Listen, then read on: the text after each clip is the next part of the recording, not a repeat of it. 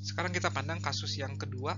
Di kasus yang kedua ini kita asumsikan bahwa si xt-nya itu adalah sebuah proses moving average ya. Dan ini proses moving average ini kita sudah turunkan beberapa waktu yang lalu, dan kita sudah turunkan bahwa fungsi autokorelasi dari si xt itu adalah 1 kalau k-nya 1, 0,5 kalau k-nya itu kebalik ya. Jadi kalau k-nya 0 itu 1, tapi kalau k-nya 1 itu 0,5, tapi kalau k-nya itu 2 atau seterusnya, dia tuh 0 ya. Sehingga variansi dari beta 0 topi itu bisa kita sederhanakan menjadi seperti ini. Jadi dia hanya punya nilai kalau i-nya itu 1 ya. Tapi kalau i-nya 2, 3 atau setelahnya, dia akan 0 ya. Jadi 2 dikali 1 dikurangin 1 per n, rho 1. Rho 1-nya itu setengah.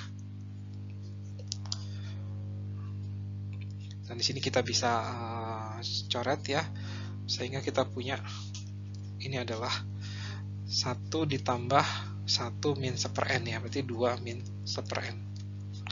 Dan ketika n menuju tak hingga, S ini variansi beta 0 topi, ini lagi-lagi akan menuju ke 0 ya.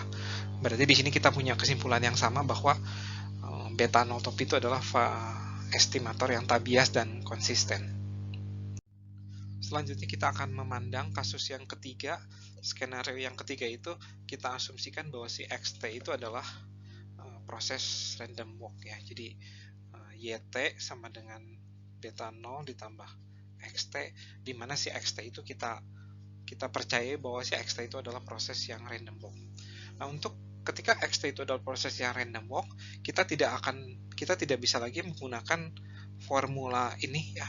Kenapa? Karena formula ini kan dibangun dengan asumsi bahwa si xt itu adalah proses yang stasioner ya. Sementara proses random walk kita sudah tahu bahwa proses random walk itu bukanlah proses yang stasioner ya. Berarti untuk mencari variansi dari beta 0 topi, ya kita harus menghitung ulang ya. Ini adalah variansi dari rata-rata ya, rata-rata dari YK ya, saya pakai K aja sekarang, dari 1 sampai N. Kemudian ini 1 per N kuadratnya bisa keluar, ini menjadi variansi dari sigma YK ya, K-nya dari 1 sampai N. Oke. Selanjutnya di sini saya pakai definisi dari proses random walk. Jadi ketika Y1 itu kan adalah beta 0 ditambah X1 ya. Dan karena dia random walk, berarti saya langsung ganti ini dengan S1 ya. Y2 itu apa? Ya, beta 0 dengan S1 plus E2 ya. Dan seterusnya sampai YN.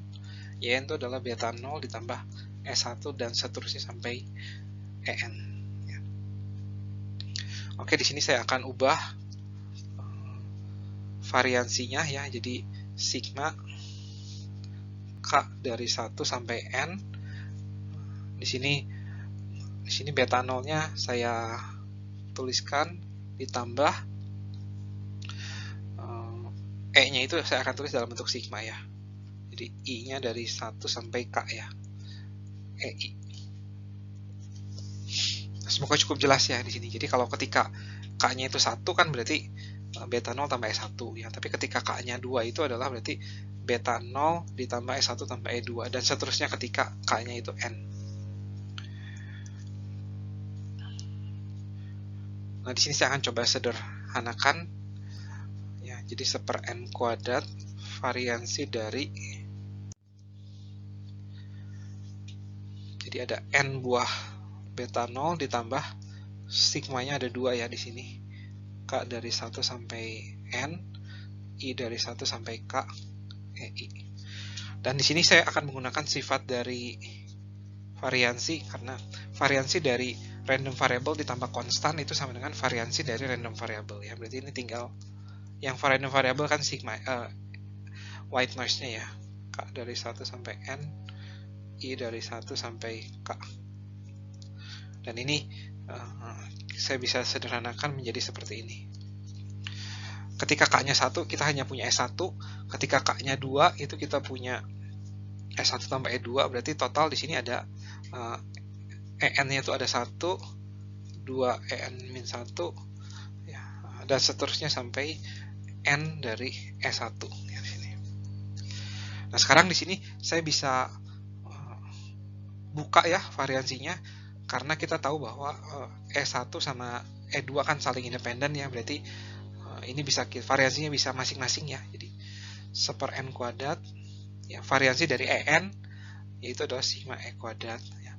Kemudian variansi dari 2n-1 berarti 4 sigma E kuadrat dan seterusnya sampai n kuadrat sigma E kuadrat ya. Dan ini kalau saya sederhanakan ya, ini ke sini ya. Kalau saya sederhanakan ini menjadi sigma E kuadratnya saya bisa keluarkan ya, per n kuadrat. Nah, yang tersisa itu adalah 1 kuadrat tambah 2 kuadrat tambah 3 kuadrat dan seterusnya sampai n kuadrat, dan itu adalah kalau saya sederhanakan ini menjadi n dikali 2n plus 1 dikali n plus 1 per 6 ya. Ya, ini n-nya kecoret, dan ini saya akan kotakkan ya supaya lebih jelas. Dan ketika n menuju tahingga, ya, variansi dari beta 0 itu menuju tahingga. Ya, jadi ketika n menuju tahingga, variansi dari beta 0 juga menuju tahingga ya. Jadi di sini ketika xt itu adalah proses random walk, hati-hati variansi dari beta 0 itu menuju tahingga ya. Jadi bukanlah sebuah estimator yang baik ya, yang tidak reliable dalam hal ini ketika xt-nya itu adalah sebuah proses random walk. Sekarang kita akan pelajari kasus yang terakhir. Di kasus yang terakhir ini, jika xt itu adalah sebuah proses stasioner yang sembarang ya. Nah, kalau xt itu adalah sebuah proses stasioner yang sembarang, berarti kita masih bisa memakai formula ini ya. Gamma 0 per n ya, 1 ditambah 2 sigma i-nya dari 1 sampai n min 1, 1 min i per n dikali rho i. Nah, kita masih bisa pakai proses ini. Nah, jadi ada sebuah hasil ya dari proses stasioner. Jadi jika xt itu adalah proses stasioner, maka dipercayai bahwa sigma dari rho k untuk k dari 0 sampai infinity ini mutlaknya itu adalah merupakan deret yang konvergen ya. Jadi diingat-ingat kembali dulu di kalkulus 2 ya tentang deret. Jadi kalau xt itu adalah proses yang sembarang, ini akan terjadi nih gitu. Nah, akibat dari fakta ini tuh, ketika n menuju tahingga, variansi dari beta notopi itu kurang lebih ya sekitar gamma 0 per n, atau dengan kata lain ketika n menuju tahingga maka ini akan menuju 0 ya. Jadi untuk xt itu proses stasioner, beta 0 top itu adalah sebuah estimator yang tak bias dan juga konsisten. Kemudian ada satu contoh ya, jadi ketika xt itu adalah sebuah proses stasioner sembarang di mana rho k-nya itu adalah ini nih, v pangkat k dengan v-nya itu adalah kurang dari 1. Buktikan bahwa variansi dari beta 0 topi itu kurang lebih adalah ini ya, 1 plus v per 1 min v dikali gamma 0 per n. Nah, ini adalah sebuah contoh ya, silakan Anda coba cari ya, coba buktikan sendiri ini. Jadi tinggal mensubstitusi ini nih, ekspresi ini ke sini nih, dan buktikan bahwa ketika n menuju tahingga, variansi dari beta 0 itu akan menuju ke bilangan ini nih